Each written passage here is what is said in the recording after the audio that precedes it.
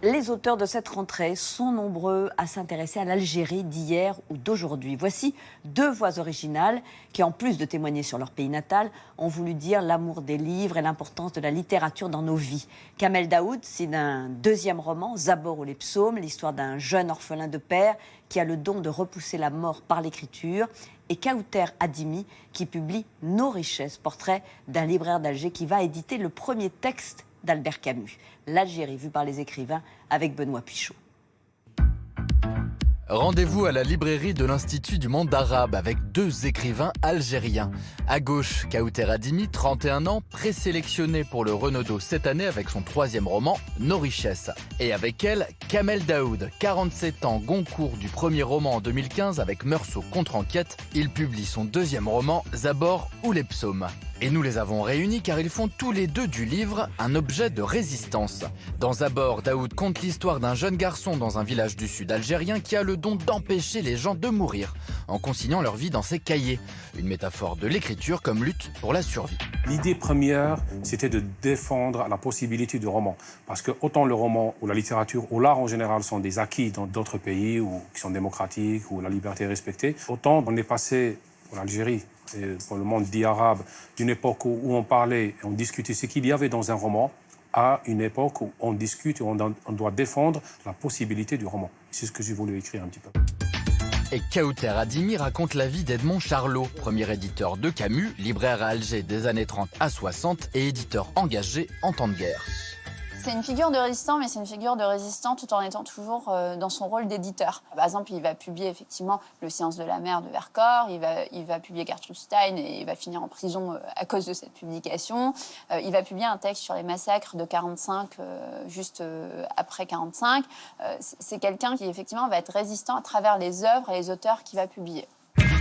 La librairie d'Edmond Charlot est d'ailleurs plastiquée par l'OAS pendant la guerre d'Algérie.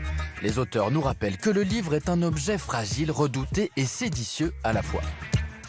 Tous les régimes totalitaires, qu'ils soient théologiques, qu'ils soient communistes, fascistes, etc., ne tolèrent pas la fiction. Le poète, c'est-à-dire l'Aède, le créateur, l'écrivain, l'artiste de maintenant, c'est quelqu'un de dissident par essence. C'est quelqu'un qui trouble l'ordre enfin atteint, philosophiquement et politiquement.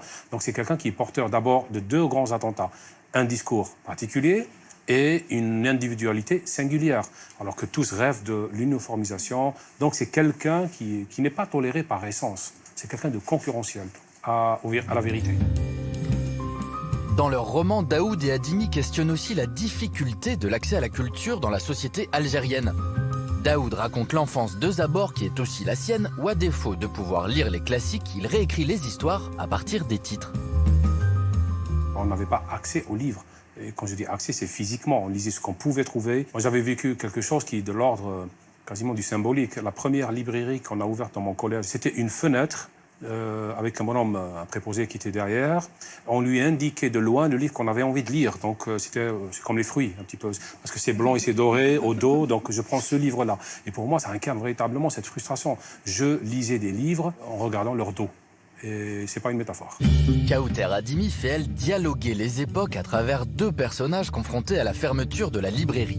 Le vieux gardien Abdallah s'oppose à Riyad, un jeune homme chargé de tout jeter. Je voulais un peu travailler sur ces deux générations qui, aucune des deux n'a un rapport sain au livre, en fait. Il y en a un qui est dans la préservation absolue du livre, comme si c'était un objet sacré, et le deuxième qui s'en fout complètement, ça ne l'intéresse pas. Et je voulais essayer de les réconcilier et de lancer comme une espèce de discussion socratique entre eux pour essayer de les pousser à réfléchir à leurs actes. Et Abdallah le fait très naturellement et très vite.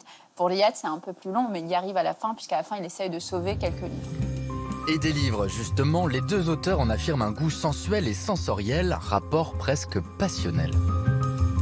J'aime bien posséder les livres, les avoir chez moi, les ranger. Une des expériences les plus déstabilisantes pour moi, quand je suis venu en Europe la première fois, j'étais dans une grande librairie. J'ai vu que d'abord, les gens pouvaient entrer, toucher les livres, s'asseoir sur le sol et lire jusqu'à l'heure de la fermeture et les rendre sans payer. J'aime bien que le livre soit physique. C'est une expérience vraiment sensuelle du corps. Et jusqu'à maintenant, j'ai ce fétichisme du livre.